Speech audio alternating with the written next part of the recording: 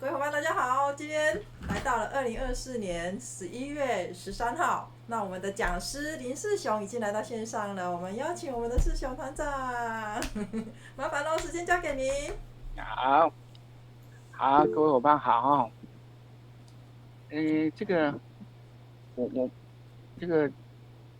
我们备学院的负责人啊，他邀请我了，然后给我一个罗浮的方向，然后我就选了这个主题，就是说罗浮的自我进程跟预备服务员的左右为难这样。那当然我这个想法是说，很多人他可能在这个罗浮阶段的时候，他可能已经开始去做所谓服务员的工作，然后他已经忘记说，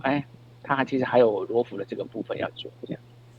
好，那这个部分罗浮这个阶段我们以前走的很多啦，然后也了解一些。然后我跟大家分享的意思是说，等一下我们除了备学院有自己录影以外，雅婷帮我放下一张。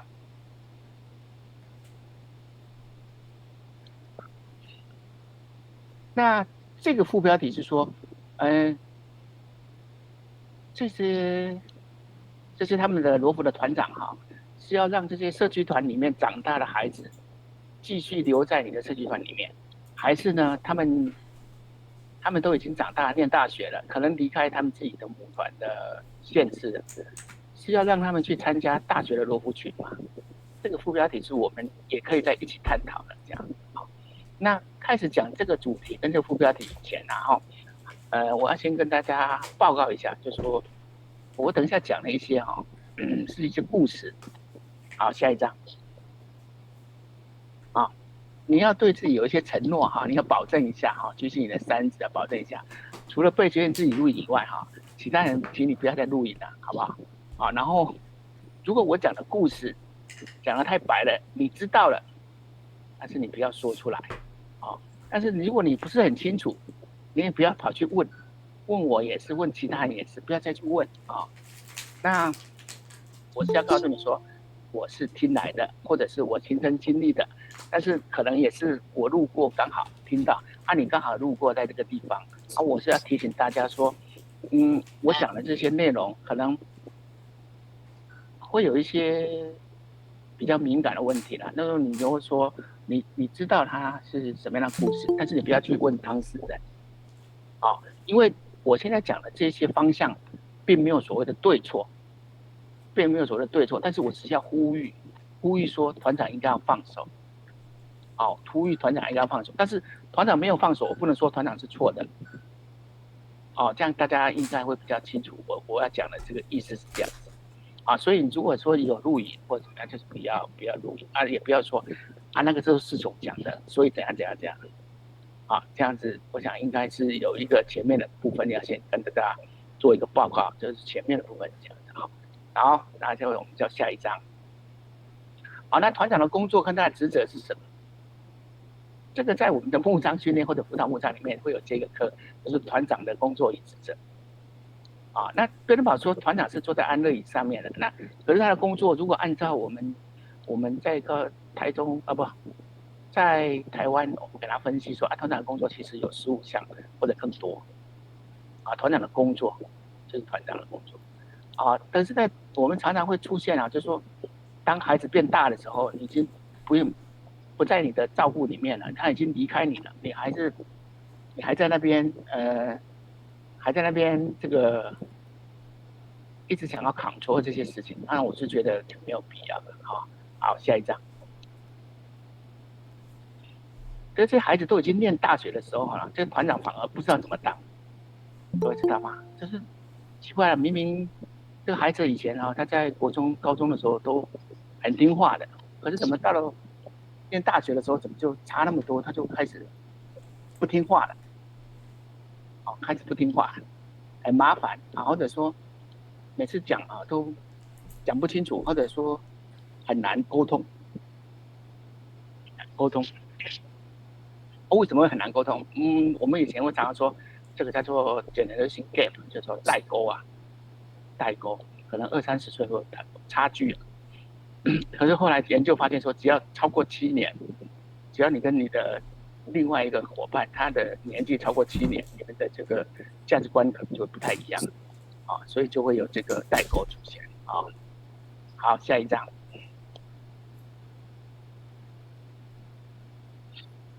好，左边这个是这个巴奈孙子的这个图啊，给大家念一下啊。很多事情呢，如果我不问，你不说啊，那这就是距离啊。啊，那个孩子你知道这个事情，但是你都没有问他，然后他也不讲啊。如果我问了啊，但是你没有讲，那就是怎么样？隔阂嘛。而我问了，你说了，这就是尊重啊。你想说啊，刚好我也想问，这就是默契了，对不对？你不问啊，我说了，就是信任。如果孩子说怎么样，回来是什么事情，报警报也好，或者至少他有讲啊，这就是默契或者是信任。那你怎么样把你的孩子做到一个程度，让你知道说这个孩子以前是这么好，这么乖，可是呢，他到后来的时候变得很不听话，或者说已经没有办法再沟通了那为什么？以及他可能一次两次已经不信任你了或者说他已经不喜欢再跟你讨论这些事情，因为你每次讲的内容都一样，或者说你没有办法说服他，他也没有办法说服你所以你们这个代沟就继续存在他就不想再跟你讨论就变成是这样子那我们下一章，我们来看一下那个大学生跟罗浮的差距大学生我们选了这几个特质，比方说他是独立性的你到了大学的时候，他就会独立自主去求知也好，学习态度也都跟之前不一样以前你参加国中、高中的时候是人家帮你安排的到了大学的时候就开始这个东西很重要，我想要自己来练习然后呢，他是对于很多事情是比较开放，可以接受各种文化的可以接受各种文化，可是呢，他对责任感跟自律也是比较强的第5个就是他社交跟人际关系能力可以比较好。第6个就是自我认识跟身份探索自我认识跟身份探索我们在念大学的时候才会知道说原来我自己是怎么样，然后他只会想到说我自己想要去做什么事情，对自己有一些比较兴趣的部分，而不是说因为考试而考试这样积极性跟自主性也是这种特质的情绪波动跟心理调试，这个大家都比较清楚。创造力跟想象力就是以前不知道这个事情是怎么样现在知道原理了，我们会讲到有些创造或者是有一些想象力存在。理想主义跟社会责任这个我们在大学都会知道说比较去大学生才会讲要去太阳花啦，或者是这个青鸟的行动那抗压能力也是一样。可是如果你把它放到罗浮里面我们只有列了6个，罗浮里面它就有6个这种特别的内容。第一个就是社会服务跟奉献精神，罗浮的活动里面有很多社会服务跟奉献精神会存在。我们当罗浮的时候，我们就想说我们自己好像有点热心，然后我们想要去多的帮助别人。第2个呢是我们的自律跟责任感，这跟大学生一般都是这样的比较没有问题第3个就是团队合作跟领导力，这个一般的大学生可能自己做自己的，可是到了罗浮的时候，他会自己跟团队合作里面，然后自己有一些领导力，或者是大家交换比方说我直接当小队长，后来我副小队长换来换去角色扮演或者是角色变化。但我比较喜欢户外的活动跟探险或者冒险我自己平常讲我在高中毕业之后，我至少参加过3个大学，我念过3个大学，北中南都念了，然后我都去参加了他们的罗浮群这个对我的这个成长跟我的这个经历很重要所以我会发现当我比较年纪比较大的时候，怎么会觉得你们年轻人那些想法我是不能够体会？可是我年纪比较小的时候呢，那些年纪比较大的人的这种成熟的想法，我也想要学习，可是我还是学不来。所以每一个阶段都不一样，都有不一样的这个体会就对了好，那第5个呢是这个品德跟道德教育品德跟道德教育，这个我们在童军里面有很重要的一个部分品德跟道德教育是我们从诺言规律，然后到后面的童军方法里面要告诉你的那我们也常常说到底品德跟道德教育是可不可以教的，还是一种自觉我自己就觉得我的道德能力很强啊，我常常会觉得说，如果没有穿制服的话，我都很想红灯右转，知道吗？为什么？因为我讲求效率，然后我想要没有人看到的时候，我要偷偷的没有人的时候，我要红灯右转。可是如果我穿制服，或者是我静下来的时候，我想想，其实我没有那么赶时间啊，我违规要做什么？没有必要啊。那个就是道德，道德只是一种你要不要去负责做这个事情的话，所以我们这个童子军的这个教育里面或者是童子军的活动里面，或者是这个精神里面，告诉你说你不能够因为这样子，然后就伤害到你的这个道德标准，这样。尤其我的孩子越来越大的时候，他常会跟我说：“爸，你在急什么？没有必要啊，我们慢慢来就好啦，对不对？不要想着说我们现在等一下要做什么，不要急，慢慢来，慢慢来就可以达到我们想要的。”好，大学生的特质跟罗浮的特质，我们有做了一些比较。那看起来呢，不会说，有一些很大的差异。但是罗浮里面所讲求的文化传承、地方特色，或者是户外活动跟探险这个一般的大学生他不会去参加。以前我们去参加这个大学生的登山活动，我自己是童军团，然后我去参加登山社的登山活动，想说他们没有帮忙安排嘛，我就去看一下。结果我们去登山社的登山活动里面，他们登山的很认真我们也是跟着走结果有2个赏鸟社的一直在那边赏鸟，都跟不上队伍他说你们先走，我们先赏鸟这样这个的目标不一样，所以以后那个登山社都不让赏鸟社的参加童军社要来参加 OK 那就你配合的很好。但我们去完这个路线之后，就可以自己办就是因为这样。那这个户外活动的探险然后跟这个但目标不一样然后我们做了很多不一样的调整这个是很特别的事情然后我们再回到我们的标题里面所要跟大家讲的是说，社区团里面的罗浮跟大学里面的罗浮的差别是什么？好，下一章。社区团的罗浮，他在这个团里面他的服务员很多就是他们里面的团长或者他们的家长都是资深的服务员嘛，对不对？可是大学的罗浮型其实团长就是他们自己的学长姐可能只是大他们5、6岁，或者是还在念硕士班、博士班，或者刚毕业，还有时间来学里面当我们的团长，是这样子。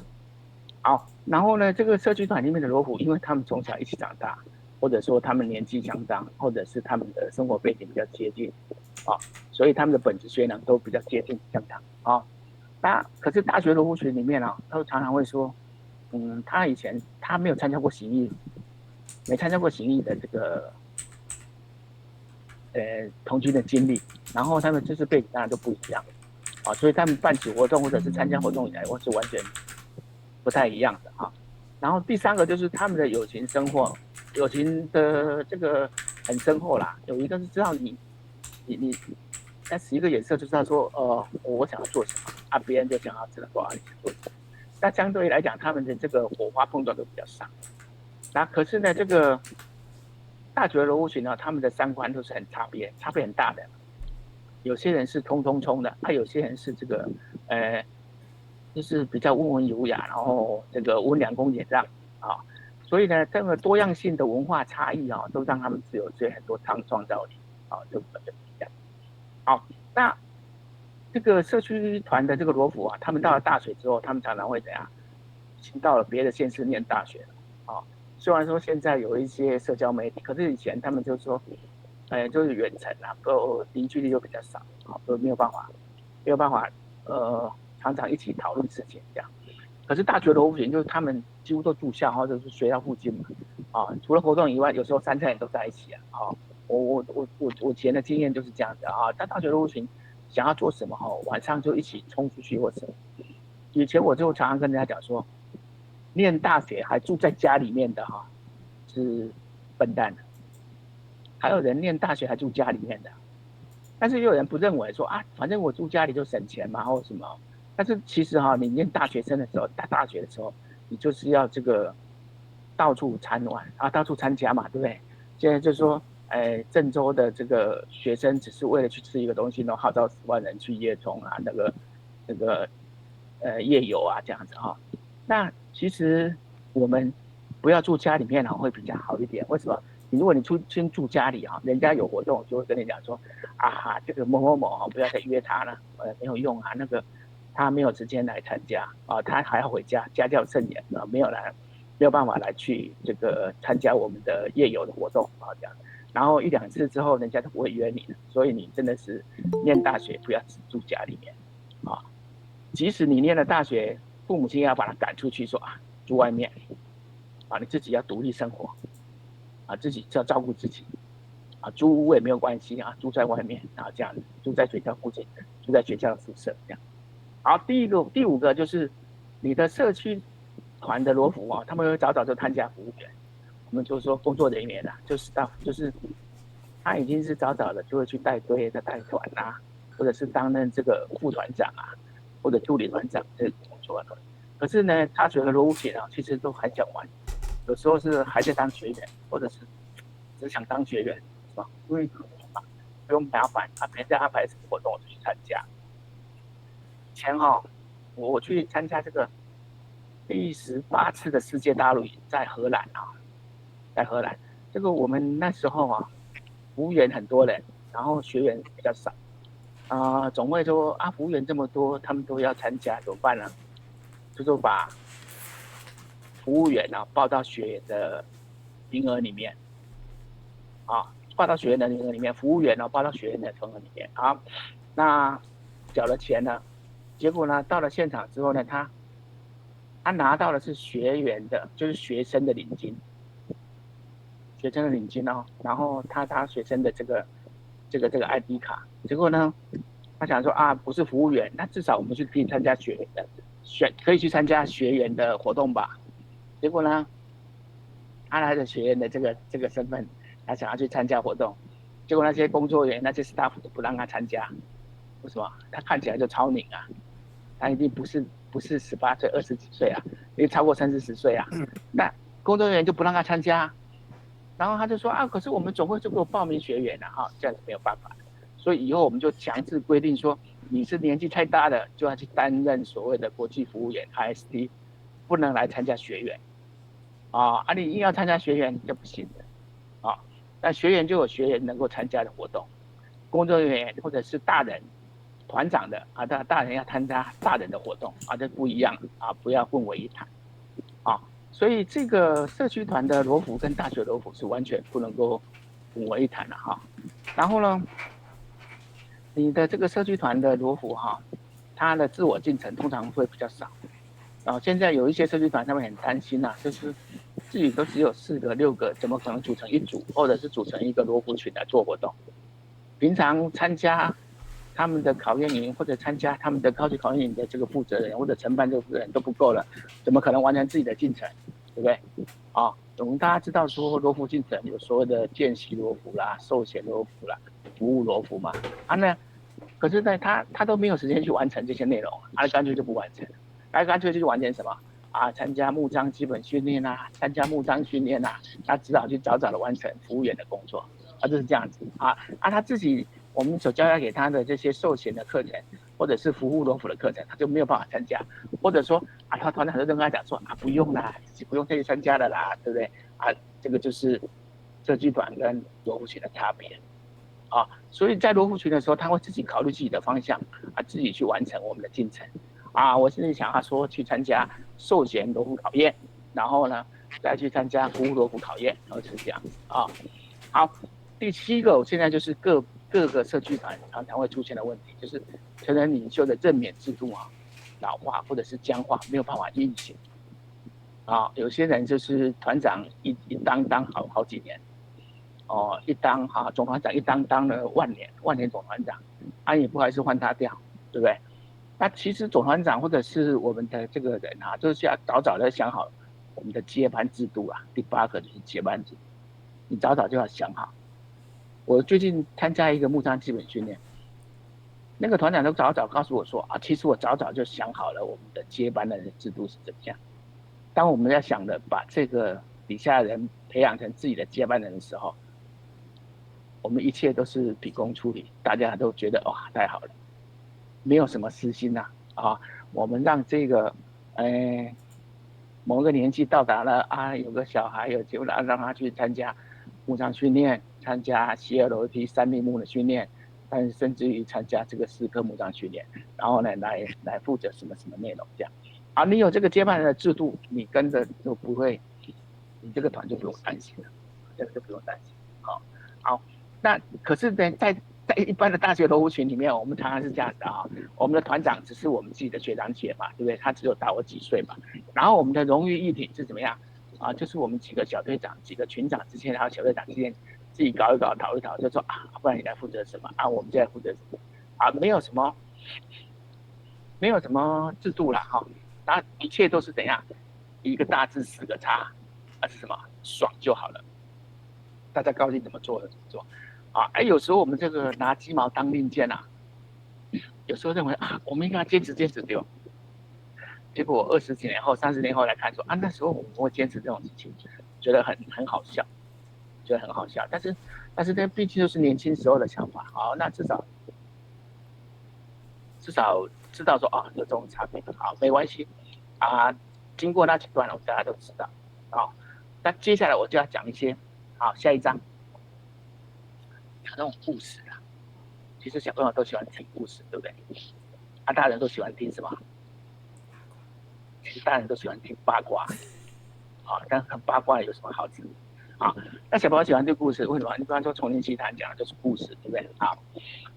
我讲的故事1是这样讲，故事1这个是我的亲身经历啦我现在这个讲出来，这个比较不会伤到人，因为这些人都比较年纪比较大一点我在80几年到90年的时候办了大概10几次的罗浮考验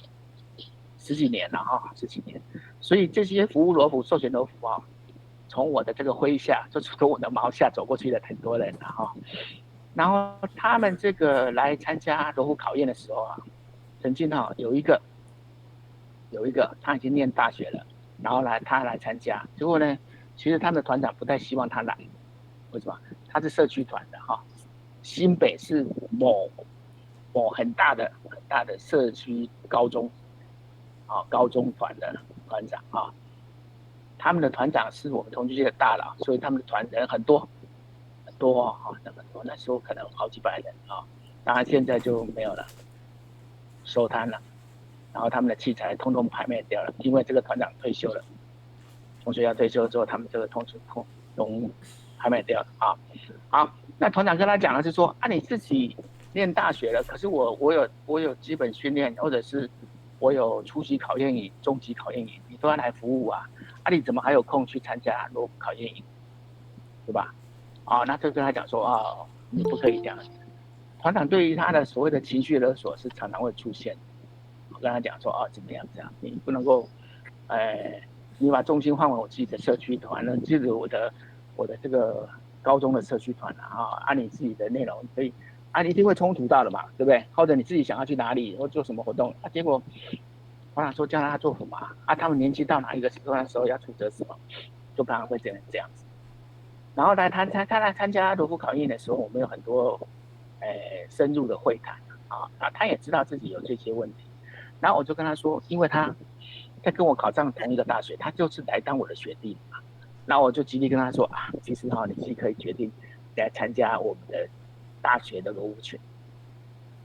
他有点心动，可是他又不敢然后我跟他讲了彻夜长谈这个就有手劲的时候我们就跟他讲说怎么样这样结果他还是没来他还是没有来那我当时就知道说原来他们的考量很多啦，你不能让你带你出来的同性团认为说你已经去参加大学的罗浮群了，你就不会怎么样这样。那其实我要说大学的罗浮群的这个就是他自己能够找自己喜欢的活动对不对然后我搞不好会找到另外一半或者是你在这里面的活动，你要知道说原来大学生都是这么玩的，大学的罗浮自主是很有趣的，他想要做什么活动都是很适合的我们自己的小队露营小队活动我像我们曾经4个人出去露营，4个人就4个人出去露营去那个樟湖樟湖就是在这个云林跟那个彰化交界的地方樟湖露营。结果我们就买了菜啦，这些东西帐篷就去了然后稍微走一走山明水秀嘛然后晚上的时候就煮饭菜。然后我们做什么消遣？让我觉得很好笑，就是我们拿出一盘那个大富翁我们就没别的事情，就把大富翁摊开来，然后4个人开始玩大富翁。一开始他们说在大富翁区的时候，这种桌游，我是觉得怎么还在玩大富翁？那个小朋友在玩的吗？结果你知道，大人玩的完全不一样大人好玩呢。然后开始玩的时候呢，只要有人被关监狱他就去负责炒菜，然后切菜洗菜。总是会有人抽到机会命运嘛，刚好被关的时候就要去负责这个事情。然后呢，那时候并没有那种很省电的手电筒什么，我们用那种卫生纸卷成一个细细长长的放在那个沙拉油里面，然后点了那个灯，然后继续玩玩就玩了很久了之后想要累了就睡觉，就把那一盘放到那个炊事长底下放着，然后大家睡觉。隔天早上起来吃过饭之后就继续玩，这一盘大富翁玩了3天，玩3天那你会觉得说那个大学生怎么那么无聊？就是3天2夜都是玩大富翁而已那其实这种革命情感就是这样来的那玩了3天2夜的这个大富翁，我就觉得很搞笑我现在讲起来我觉得自己很好笑，可是呢，那时候觉得很讨厌，或者是觉得怎么可能玩3天的大富翁你下次如果你还年轻的时候，你可以试试看玩大富翁看看，或者刚好20出头岁的那些人觉得很有意思很好玩你可以试试看好，这个故事一是我的失败经验，没有办法把人带进来所以我也就把这个事情放着了。好，下一章。好，故事2是一个最近几年的啦这个女生从这个社区团毕业之后她就来参加我们的罗浮考验营担任工作人员但她的表现也很好。那因为罗浮考验营是一个总会的活动嘛那总会呢这个荣品就是说你总会的罗浮考验营有没有要推荐什么人来领这个所谓的工作奖章？羚羊狼鹿豹对不对或者说这个银羊银狼这样然后呢，我们这个负责人就说我们今年给某某某来领这样。结果呢，他原来的社区团的这个团长就说不行，不可以让他领讲一大堆理由啦那其实这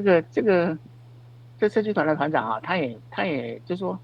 我刚刚讲这个勒索也好，或者是讲话也好就是说这个孩子都已经来上班了，都已经是长大成人了，他来这个服务罗浮之后的那个罗浮考验营来工作，他也是不同的经历我们想要给他公益奖章他竟然也不同意那他自己也觉得怎么会这样子可是呢他又不好意思说我们的团长不对，我们的团长不好或者是那团长也没有说一定怎么样错误，或者是说跟他讲说你这个罗浮考验营是罗浮考验营的事情，那我们这个工作奖章是如果是社区团里面，你在这个地方是我们县市里面的名额你那边的名额这样不好不让他领，那这个名额就损失掉了那我们几个人就认为说他们团长怎么这么机车不让他来领这个工作奖章这个是很不好的啦那另外还有一个就是我们上一次在成功岭大陆营，就是第11次大陆营的时候，还有发生一种案例大家知道说我们的罗浮跟服务员是可以重复登记的吧？你们知道吗？我问一下大家你知道说3项登记里面罗浮跟服务员是可以个别登记的？知道你举一下手看看有没有人知道？不知道就不用举好。其实很多人不知道说他的罗服跟服务员可以重复登记，只有罗服啊哈，只有罗服啊哈。他因为孩子的登记费用，罗服的登记费用只有60块，但服务员的登记费用是160块。我们在成功岭大绿营的时候啊，我们活动组里面呢有好些人都是罗服出身的，然后他的登记都是登记在罗服，他没有登记服务员。他学校刚毕业或者是还在念硕士，那他们也不是那种社区团，所以他们也没有去登记服务员。就他工作很认真啊，很卖力啊，做得很好。结果等到我们把他提报成为工作奖章的时候，我们的总会说他没有登记服务罗服，没有登记服务员，不可以领工作奖章。那罗服只能够领什么奖章？就是优秀童军奖章。哦，那当时这个罗服啊，或者说我们这个年轻人就觉得啊，好失望啊，怎么你们总会这样？哦，你们总会了哈。这个是制度上是这样子。我们的荣评或者是总会就不让他领的这个工作奖章，他只能够领所谓的罗浮的优秀童军奖章这样啊。那他觉得很有失落感啊。所以以后大家知道说，你自己的社区团里面，如果你要把你的罗浮人群呢壮大 ，OK， 你的罗浮可以登记啊，一个人只要60块。可是呢，你这些人还是可以把它登记到服务员，那他2个都可以做。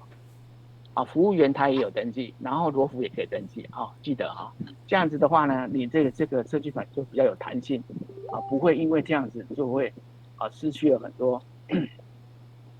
领奖章的机会了也好哈，或者是你要来参加活动的时候，你对3项登记，你不能说你不了解3项登记，然后就说不知道啊，不知道这个现象好，记得啊，好，下一章，这个故事是第3个故事哈，第3个故事。第3个故事就是我们身边的人，这个年轻人啊，这个硕士毕业之后就考上了正式老师哦，正式老师硕士毕业哈，在这个高职来担任老师，结果他离开他原来的母团，到了另外一个县市，那到了另外这个县市的这个高中职里面啊，那高中职的这个团啊，就看到哦，你是我们正式老师而且我们的同学经历这么多，就直接把他当作是我们的社团的指导老师，你知道吗？这个年轻的小伙子啊，很特别啊。他到了这个学校之后啊，很搞笑的事情，我讲给大家听，我觉得很好笑。上课钟响的时候啊，他就想说啊，我要去上课了，对不对？好，他就走出来，结果被教官啊就吹他口哨说。哎，那个同学现在上课了，怎么还在教室外面走？他被教官指正说，怎么还在外面走，没有赶快进教室？就他走近一点，就跟教官讲说，我是某某某，是哪一个科系的老师。教官都愣住了，这么年轻的老师啊，硕士毕业就考上了正式老师，就这样子啊。好，那他就担任了这个社区这个学校的指导老师，对不对？好，工作1年下来哈，他们的统务委员会啊，就把这个老师啊，然后就登记就已经是登记到这个学校了嘛。原来母团，因为他来这个县市之后，他就把他，就是他说我不登记原来的团了，然后我就离开了，对不对？就登记到新的学校的这个团了。1年甚至于1年多之后呢，他就领了工作奖章，是银牛奖章哦。银牛奖章就是等于是，高档的啦哈，就是银狼之后的银牛奖章。银牛奖章，他在颁发的时候啊，在现场啊，他原来母团的团长啊走过来就说：“哎呦，某某啊，你怎么去那边1年就领银牛奖章了？哦，不简单呢，真的某某人真好，怎么样这样？”那其实啊，就是有点在考验他说：“哎，怎么？”一离开我们这里就变得这样子了，是别人给你很大的诱惑力，然后你就赶快去这个团了嘛，对。那其实这个就凸显了一点哈，就是他对于工作奖章，或者是他还是认为说这个年轻的老师啊，还是他团里面的小学生一样，他并没有认为说他已经是离开他们的团了，然后他就是正式老师的呢，所以这些团长他可能觉得说你怎么还这么快就已经变成独当一面了？可是我还都没有想好说你已经是变成新的老师了，他还是没有想要放手，让他自己做一些决定。其实我们去做私立部课程的时候啊，现在这个沃森啊，世界总部就会告诉你说，其实我们的成人的这个生命周期是有限的。你参加这个职位之后呢，1年到2年就要重新评估，然后到底能不能适用啊，然后再重新回到这个试用圈里面，或者是筛选圈里面，然后再重新用啊，是这样子啊，不能说把一个人呢讲那么久，撑了那么久，然后呢不让他去参加他自己的活动，明明他都已经去学校当老师了啊，你还把他当作是自己的团员啊？其实团长只是看到他长大了，我们也不能说团长是什么样的错误，可是呢，这种讲话就太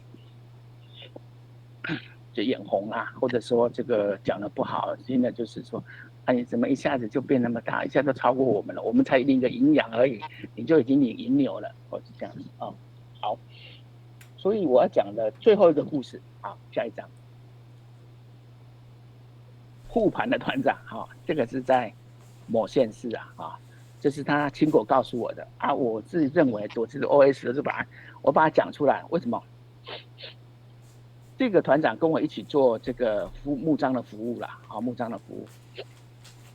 结果呢，他说我现在我的团里面的这些孩子啊，我都不让他参加别人办的募章基本训练，或甚至于一般的考验营。为什么？因为他说，如果去参加别人的考验营之后啊，或者是别人的基本训练之后啊，回来啊都会被这个洗脑啊，或者是这个要就是中了别人的毒啦，或者是去了之后呢就离开自己的母团啦，是这样子啊。好，那其实这个都是我们团长个人的门户之见啊。我讲真的可是，在团长里面想法是说，啊，我自己有人啊，我有这个20出头的服务员啊，有募章基本训练啊，我在这个县市里面，我们人有啊。可是你办活动的时候，大家知道说我们办基本训练至少要几个人？18个人啊，对不对？然后如果不是在我们县市来办的话，我为什么要让他们去参加你们别人县市的？我们就在把他互助就好了，在自己的县市参加就好了，不让他参加别人的县市的募章基本训练啦，就这样。然后因为他去参加别人县市的募章训练，或者是别的团长跟我不太合的团长去了之后，他就讲说啊，某某团长啊，你不要再跟他了，你这个结束之后就来参加我们团了，明年度就开始增进我们的团，我们就可以这样，就跟他讲说是这样子啊，所以团长看起来是想要把他护盘，不让他去参加别人的服务工作，或者是基本训练，或者是募章训练啊。其实也不可能说团长是错了，团长就是想要，我自己要顾好啊，你们不要去参加别人的，这样回来才不会说啊，很没有意思。就是说去了别人的团，然后就把自己的母团忘记了，是这样子进去。好，那以上这个故事我只是要提醒大家说，可能我们都会遇到说，我们在这个过程里面都会有遇到孩子长大了啊，自己放飞自我了啊，我们要选择怎么样？要放手啊，不要把自己看得太重啊，看得太重啊。那这些我把它分享完之后，就可以来看看我自己的故事啦。好，下一张。各位看到，这是我的高中啊，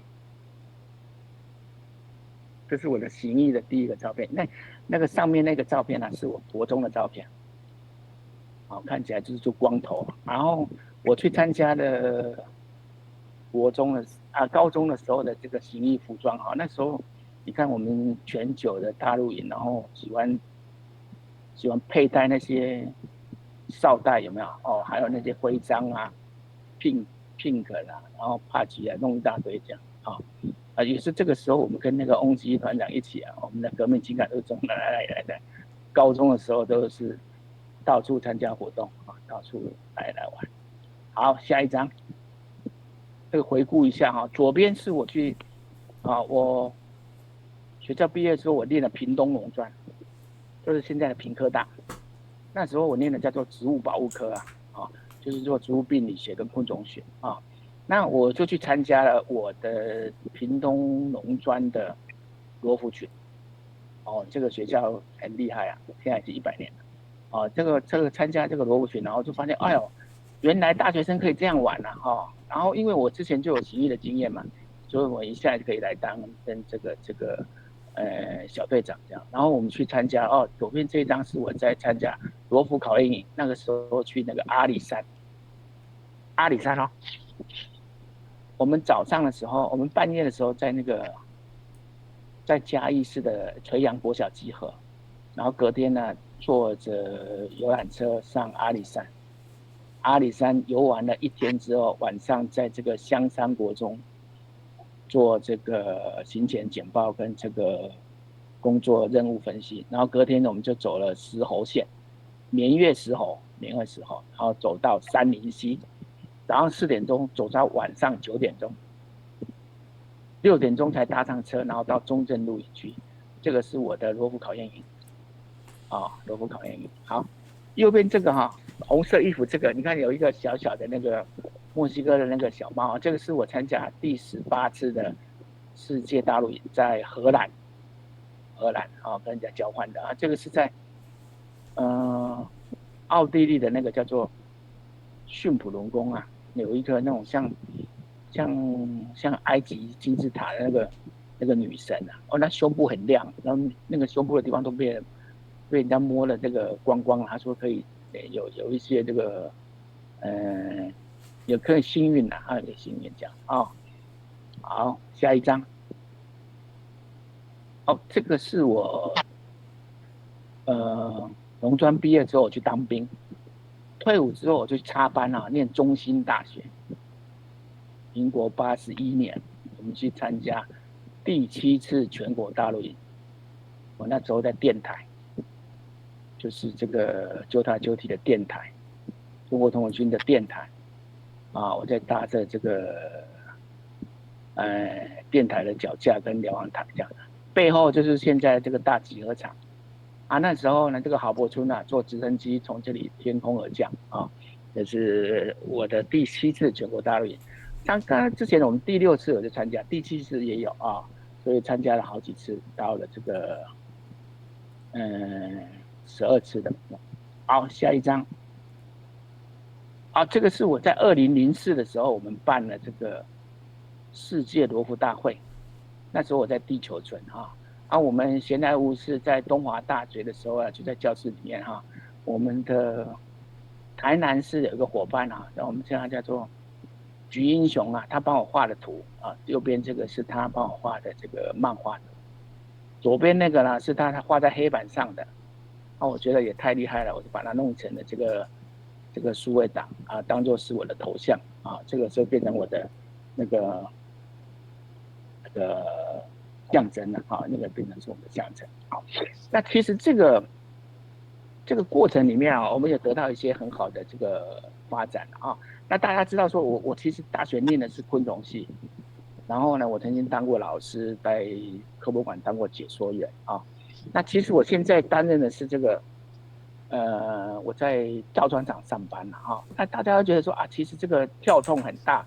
造船厂又不是我的专业。那其实我去造船厂的时候，我就发现说，我的大学或者硕士的这个经历很重要。他告诉我是怎么样解决这个问题，他告诉我说遇到问题的时候我应该怎么样，是不懂要问人，还是要看书或者要问厂商。所以我在造船厂大概2年就变成专家，造船专家，别人都要问我，因为我知道我要怎么解决嘛所以就到这个造船工作，我就变成是我这个人生当中最大的一个收获啦，一个收获。当然，因为它距离我家很近，所以我就只好来这里上班然后这个造船的这个内容就变成我现在不是造船系毕业，可是我变成专家，大家都要问我为什么？因为我懂得怎么样来做这个事情。好，那现在我要请我们的伙伴帮我跳到。继续点到团长应该怎么样帮助青年领袖。啊，这个是我们在介绍团长职务的时候，下一张继续点。好，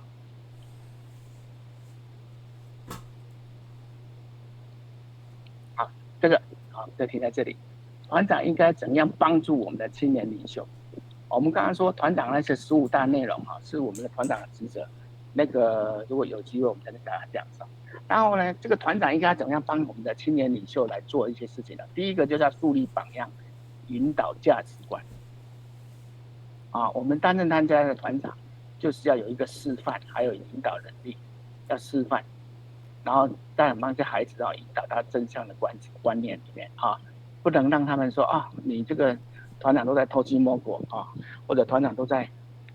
不会演有些团长晚上活动结束都在喝酒但是会不会误事？有些人会，有些人不会喝酒可以轻松但是呢，不要喝太大，或者是每天都在喝甚至去大陆营还在喝到被人家赶出来，这样就不好所以要树立榜样团长就是要让人家是可以学习的对象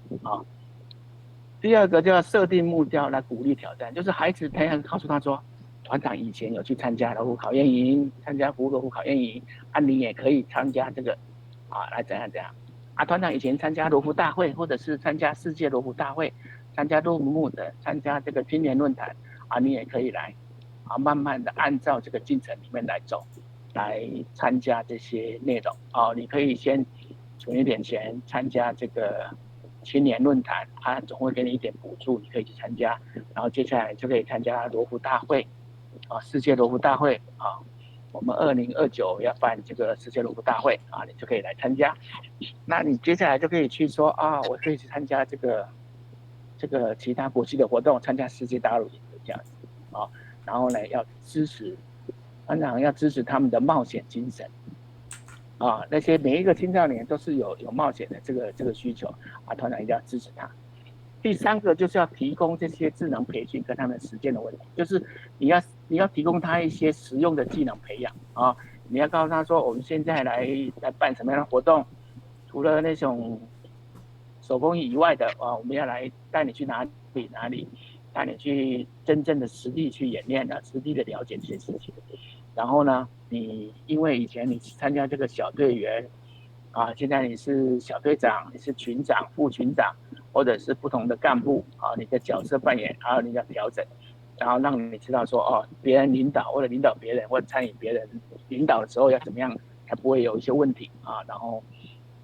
让他参加去，比方说基本训练、幕章训练，慢慢来好，第四个要鼓励他们的自我反省跟这个评估你要不断的来这个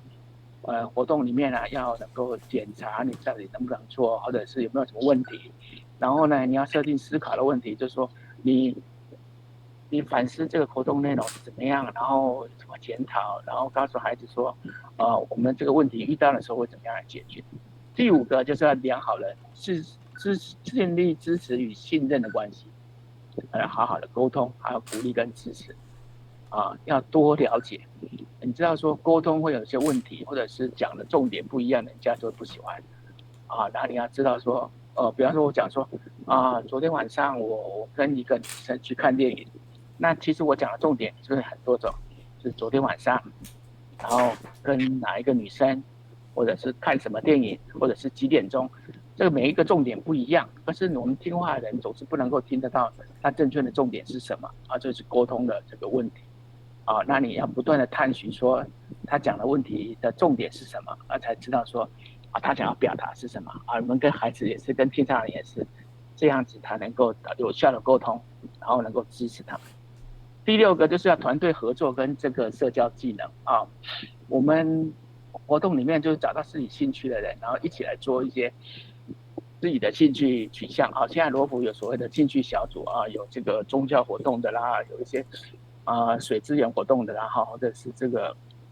SDGs 跟这个地球部落的活动那这个是团队的任务，我们一起去把它完成以前我们会参加，最喜欢的当然就是联谊活动了联谊活动当然也是可以让我知道说我们的学业、课业、爱情对不对这个都是很好的。第七个我们现在的这个罗浮活动里面有很重要的，就要从走入社区，然后培养责任感啊。我们的罗浮考验营会说，哎，在社区里面需要什么，我们把它说按这里清洁完之后，我们请这个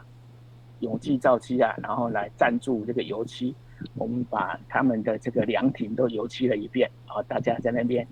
看起来像玩啊，可是又是在整理环境，觉得很好，大家一起把这个日子完成。那这个服务项目是对他们有价值的呢，还是说他们为了配合我们，还要把那个凉亭弄得脏脏的，然后我们去把它打扫干净啊？所以那服务的意义是什么啊？以前我们去3D服务队发现，哎，其实他们也不太需要服务啊。你们来的时候就带我们小朋友去烤肉玩一玩，这样就可以了啊。我们认为说啊，孩子都没有什么学习啊，我们让他上课，其实他又不喜欢上课，是这样子啊。所以这个服务的意义到底是什么啊？或者是打着服务的旗帜做自己喜欢做的事呢？你要知道说啊，这些孩子他们的服务的意义是什么？要反思这个事情。第8个就要确信我们的成长的体验。我们的童军活动的8大活动里面，一定有这种户外活动，就在大自然里面啊。那还有一些啊，就是要去创新活动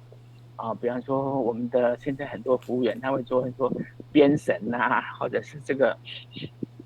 闪闪亮亮的绳，这个领绳啊，或者是领金圈啊，闪闪发亮啊，那个技能很重要，它也是一种熟能生巧啊。好，那团长帮助这些青少年领袖，这样才有意义啊！不能说一直限制他们来参加活动，然后又没有办法给他们一些很正常的方向啊。好，最后一章最后一章就是看看大家就我刚刚讲的这几个重点，拉拉杂杂，或者是故事，或者是这个有一些问题，这样有没有怎么回馈啊，或者是发问一下哈我刚刚有讲说这个故事，如果你有听懂知道是谁你不要跟他讲出来你不知道是谁，你如果真的想要问我，那个私下问我不要再去问别人真的我要提醒你我不能说团长有错，这些团长有错，我不能这样讲，可是我可以建议他们团长要放手，团长真的要放手让他们去参加别人的团试试看，然后他可以再回来不回来也没关系我记得我今天要讲一个重点，就是我们当童军团长是要照顾这些孩子没有错，但是最终的我们只负责谁？其实我们只有负责生我的人跟我生的人，就是我的父母跟我的孩子，我只负责这些人其他人就是我们这个力有所及能够帮忙的就帮忙不要把它当作是你一定要把它做到什么程度，好不好？好，那看看大家有没有什么问题，或者我刚刚有讲错的，可以吗？好，那我们先谢谢我们的世雄团长那我相信待会大家应该还有蛮多就是可以跟我们世雄团长交流的部分。那现在我们依照惯例，这个时间点我们先来个大合影好，合照。是的，我们就邀请大家就把你们的画面打开。我看一下还有翁校长现在头发都白了你也一样。我还好，我的胡子都有点白白的。直接马上点到重点这个重点是不是翁校长也喜欢的重点呢？好那各位伙伴，都好了吗？我这边要拍照喽，拍照喽，3、2、1。好，那借我拍一张，我今天有刚好那个相机有在身边，借我拍一下。好好来，谢谢。3、2、1，确认一下OK， 可以。谢谢观赏贝学院讲座，喜欢请按赞、订阅、分享，请给我们鼓励及支持。